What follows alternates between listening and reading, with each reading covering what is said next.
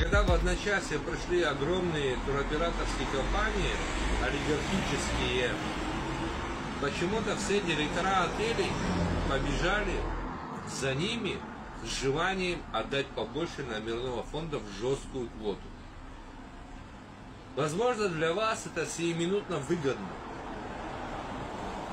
Но что мы это получили в 2005 году? Национальная угроза,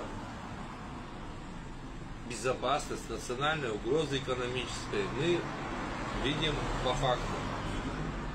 Малый бизнес, средний бизнес начинает страдать. Я искренне сожалею, что своими необдуманными высказываниями обидел большое количество людей. Я прекрасно понимаю чувства людей, которых обидели мои некорректные слова.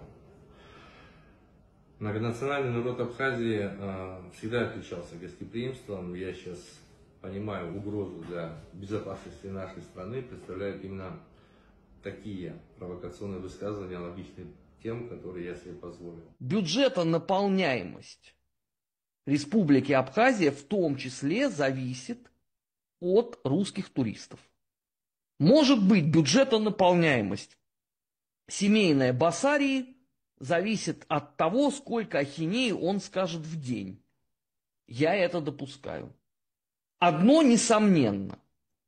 Вот Басария стал таким же символом глупости и дикости для Абхазии, как для нормальных грузин таковым символом является Габуни и Гварами. Тот турист, который приезжает сегодня за 300 рублей, я вас уверяю, он ничего не купит.